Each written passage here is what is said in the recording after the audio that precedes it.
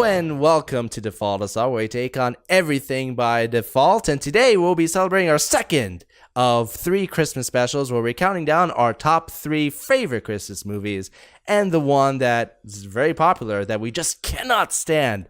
I picked my 3 yesterday, so check it out in the links below. Today we'll be dealing with Kyle, but before we get into that, I would like to welcome our guest. TJ, how's it going? Always a pleasure. Glad to be in the place. Got my eggnog right beside me. Let's get wasted. Sweet. Hey, my man, ain't nothing wrong with the eggnog, but listen, you've not lived life until you had some of that baked good action.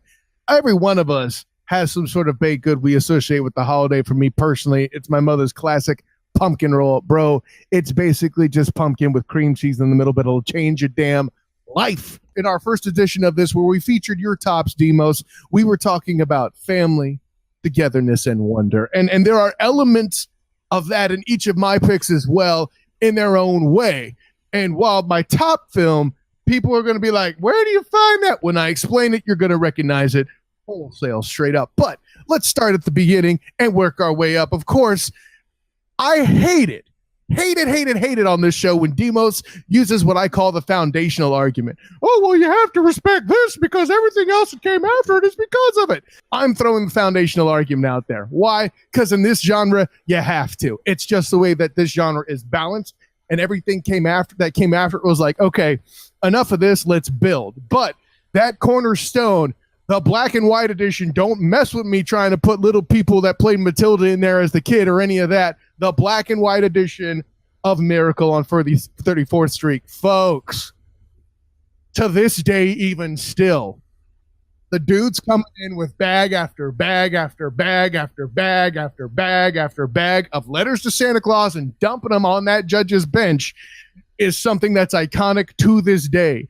The Simpsons did it. They even made fun of it in their whole thing too. And that whole concept of what a cynical world does when they actually meet Kris Kringle for real, and how it gets sideways and gets a little crazy for a minute, but the power of faith and wonder in the holiday still prevails. If that isn't what you need in a Christmas movie, I can't help you with what is. It's that simple. And it all started there, in my ever so humble opinion. Folks, what do you got for me, gentlemen? How can you go wrong with that? The performances in general, just you believe, watching the film, you believe that he's Santa. You don't need mail.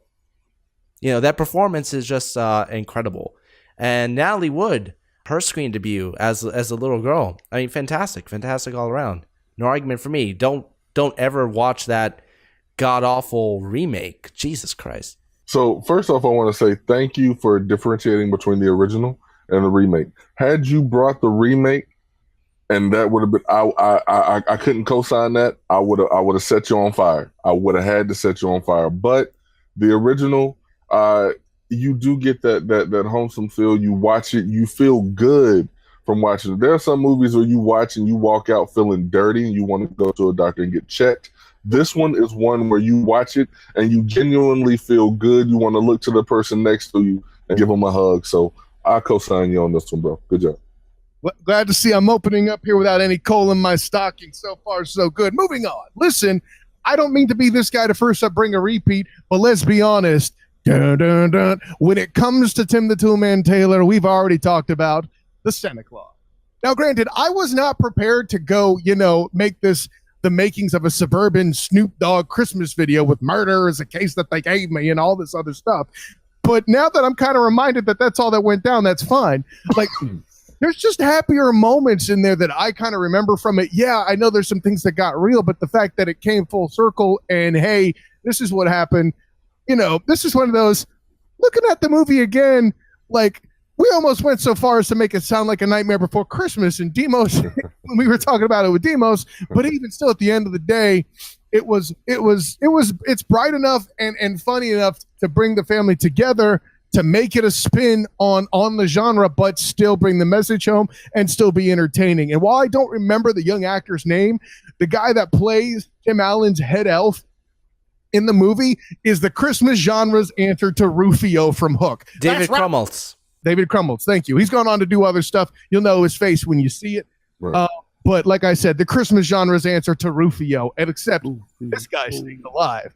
And Santa couldn't even do that in this movie. I'm just saying. Well, guys, what do you got for me? Well, I want to add one thing that I did mention my first go ahead at it. A lot of people throw shade at Tim Allen for his performances and so forth. There isn't a fake moment in his performance, from his ho ho ho to his transformation. I think the pivotal scene in that movie, where it's not just the physical transformation, but when he actually looks at the globe and accepts that he is Santa, you see him in that instant become Santa Claus. And it is, as we mentioned before, the one positive with The Grinch, where Jim Carrey was able to, act his heart out through all this latex. Seeing Tim act through all of the getup to make him look like an obese elderly person, is quite incredible. This film, when I watched this movie, I didn't think I was watching Tim the Two-Man Taylor. I think he honestly did a good job of playing the dad and then assuming the role of Santa Claus. He had stuff going on. And then if you look at it, he's sitting there focused on what we as a culture are focusing on, the commercialization of Christmas. So when he puts on the suit and then he accepts the role of Santa Claus, he's now trying to get, everybody on board with the true meaning of Christmas and not so much the commercialization. Because, he worked, if I'm correct, at a toy store, prior to putting on the suit. So it's the battle of good and evil.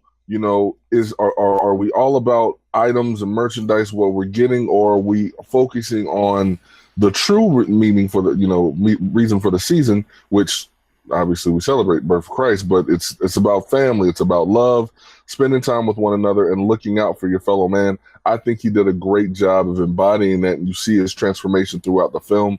So yeah, I still think that this is deserving of top 3, even though it's not in mine. It's deserving of top 3 consideration. Fair enough. No lumps of coal yet for me. Let me do this real quick since I got a second here and I have the unfair advantage of stealing the host spot at the moment. Pop quiz, gentlemen. 1 word or less. Best Tim Allen performance, live action at least, is the Santa Claus. TJ. Santa Claus, because you said live action. I was going to say Buzz Lightyear, but since you say like him actually on screen acting, it has to be the Santa Claus, because I can't name anything else he was in. Because I knew When Y'all Fools was going to try that, so I had to get in there in front of it. I'm just saying. Best comedic performance by far. It's going to be the original Santa Claus. Yes, absolutely.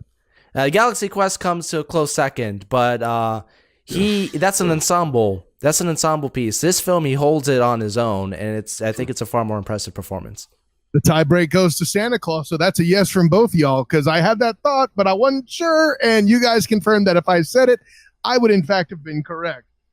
At me all you want, I ain't scared. At BSOTG on Twitter. What? Anyways, speaking of at me all you want, the movie I don't like so much. Guys, okay. There's plenty of things we could go to that fall flat on a regular basis, okay? All the constant versions of Country Christmas with Dolly Parton and all this, that. Basically anything that comes on the Hallmark Channel is a complete and total waste of your time.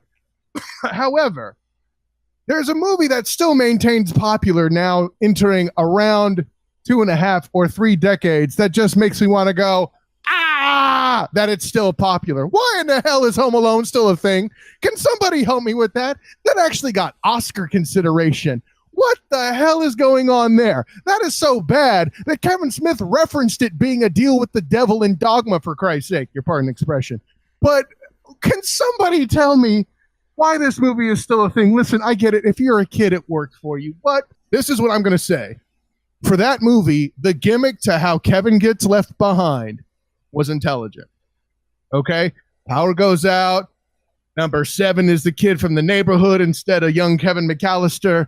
I can live with that. And oh, by the way, Catherine O'Hara, blessed that she got a leading role of that level. It's something other than Beetlejuice, okay? Because she's a talented actress. I like her a lot.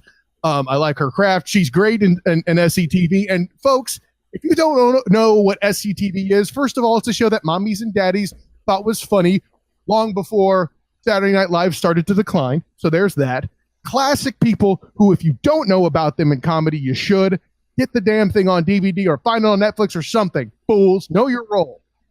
Back before Eugene Levy was just a father to somebody that humped a pie. Anyway, somebody, listen, I got no problem with Joe Pesci. Got no problem with Daniel Stern. And Catherine O'Hara, I went over that with her. Macaulay Culkin was a popular child actor who was basically a one-hit wonder. These things happen. But why? Why, God, why? Is this still an icon of Christmas? It boils down to the parents screwing up, not having cell phones to save the day instantly, and two dudes trying to break in and essentially, assault this kid. And bite his fingers off. Well, I still don't get that either. Whatever. I mean, and I'm not even going to touch the second one. That whatever. The only thing about that one was Tim Curry was great. Everything you just said about Home Alone, I agree with.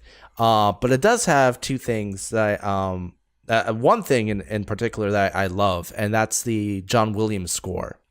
His score in this in Home Alone is one of his best. Joe Pesci, Daniel Stern, fantastic. Everything else, ugh. As a kid, I liked the appeal of building booby traps and seeing everybody fly around, literally falling flat to bookend what you started with. See, but that's my whole thing. If you got a kid that talented, like the parents they would be flying to a location to go some sort of engineering conference because this kid is a goddamn Doogie Howser engineer. You know what I'm saying? What? No. MacGyver looks at this kid and says, "What the f-?" Hey, Demos is racking up them bleeps in the Christmas episode, baby. I see that. He throwing that fire. All right, so I said, yesterday, nothing says Christmas like murder and neglect. And we said that we talked about Santa Claus, now we're talking about Home Alone. Look, the parents left him, and it's a crap situation. Look, the reason why I think this movie, to answer your question, Kyle, the reason why I think this movie still gets love is because of the generation that watched it. For us that were kids whenever it came out, you liked it because you saw a kid saving Christmas. It wasn't an adult. It was a kid saving and protecting his house. And everybody always wonders, what would you do if you're in a situation where two white guys are trying to break into your house and steal Christmas? He saved his house. He held down the fort. What's that old Under Armour? We must protect this house. He did that. We must protect this house. So that and now when we were kids, and I say we because I'm talking about us all collectively, now we're adults, so we still have an affinity for that movie. As we die off, so will the love for that movie. Listen, with that in mind, my last chance to earn a piece of coal would be this. And I have a feeling at least possibly one of you, and I don't know which one, is not going to agree with this with a top pick for Christmas, but y'all going to have to deal with it. Where's my shade? Deal with it, right? There are so many movies that do so many different spins on Charles Dickens' classic Christmas Carol. But you take that nostalgia, enough cynicism to make it believable in real world, and then throw Bill Murray on top of it, and you have Scrooged. Folks, listen, I shouldn't have to sell this movie very hard. All I have to do is have you watch each of the ghosts throughout the movie, and I've won the debate. Each one of those scenes with the ghosts are fan expletive deleted. Tastic.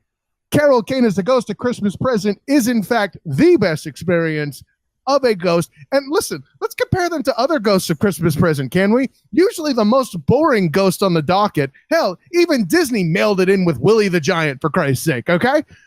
Come on, man. They rescue the Ghost of Christmas Present from continued creative mediocrity all the way around. And then, listen, their take on the Ghost of Christmas Past was hot, hot, hot. Yeah, that's right. The guy that sang that played that. Thank you for that tribute. Buster Poindexter.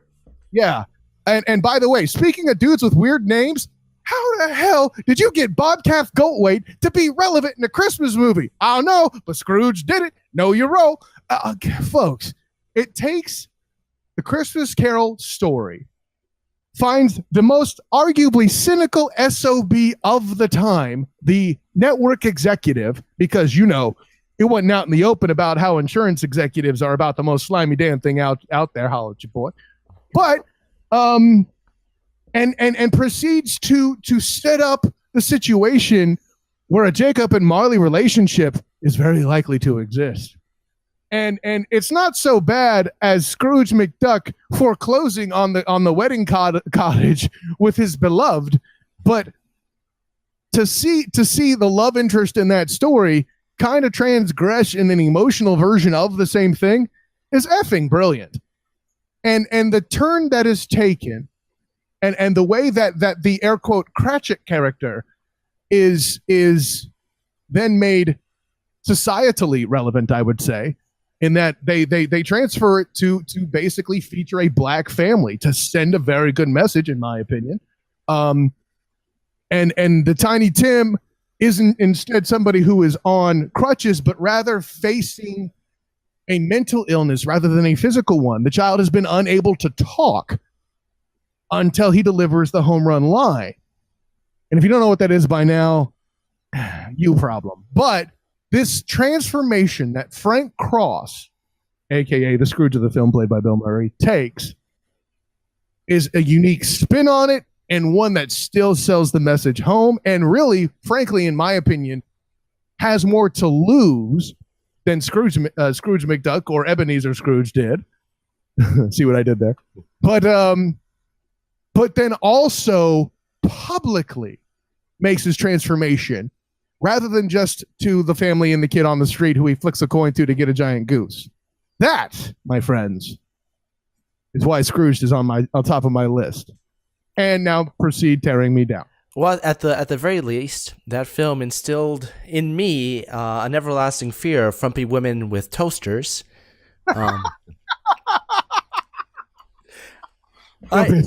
Toaster. Scrooge has never been Scrooged. Has never been one of my go-tos. Possibly because I actually saw it pretty late in my experience with Bill Murray films. When you follow up Groundhog Day, Ghostbusters, and so forth, and all these other classics with Scrooge, my approach to it was probably a little bit more cynical because it didn't reach those heights. But that's a me problem. It's I don't think it's one of the best, but I would not disparage anybody for loving it. No coal in your stocking, bro. I want to preface it by saying that no coal in your stocking, because you're entitled to your opinion. I'm saying when I watch, that's one of those movies. Like, there are certain movies that I watch in December, but I won't even specify December. I say between Thanksgiving and New Year's, there are certain films that I watch. Scrooge is one of those movies where, in all honesty, I mean, they can show it in May, and I'll be perfectly fine watching it in May. But I'm not going to set out to say, okay, so between this turkey and the ball drop, I got to watch Scrooge. It's never been one of those for me. But to your point about the film, I think it's a good film. I think they did a good job being creative with the way that they spun it. I'm not going to go on the elevator with somebody and open their jacket because I don't want to see what's going on the inside like he did, on that scene. I mean, that was that first time I watched it. I was a little bit younger, so that part scared me a little bit. I'm like, what's going on in there? But and then the crazy cab driver. I mean, obviously that it was different. Watching it now as an adult, and I actually did last weekend watch a couple Christmas movies to see if I would change my opinion on some things before we did the show. And that was actually one that I've watched probably, I'd say, about 35 minutes of. It got me laughing. And still to this day, it has me laughing. So we're talking about joy. We're talking about togetherness. It does those things. It wouldn't have been my top one, but hey, different strokes for different folks, baby. You stroke different than me. I'm a left-hand man. You might be a righty. It's all good. Just stay away from his mistletoe. Wait to see you work on your mistletoe come Saturday, bro. So, hey, I'll be watching all the same. Well, I guess that just about does it for today's episode of Default Assault. Stay tuned for tomorrow for our third and final Christmas trilogy capper, where TJ will share his top 3 picks. Make sure to follow me at hilarity by default.com for weekly movie reviews and other fun stuff. On Twitter at Default Hilarity, and on Facebook, Hilarity by Default. And Kyle, where can we find you? Of course, you can find me on Twitter as the student of the game at the SOTG, and of course on Facebook as the student of the game. And hey, since it was the episode I got featured in, I got to mention next week, folks, I will be both covering the Camping World Bowl and the Citrus Bowl for NGSC Sports. Check that out, www.ngscsports.com, where we will also be covering numerous other bowls, including one of the major New Year's Eve 6, the Peach Bowl, brought to you by our man, Andrew Glukov, former student of the game, panelist, I might add. So yeah, check that out, ngscsports.com as well. I can easily be found because I'm 6'5" and a whole lot of LBs. Which if you want to follow me, find me on Twitter and Snapchat, both the same, at Tokeo J, Tokeo J. And as I always say, holla at your boy. Fantastic. And we'll see you tomorrow by default.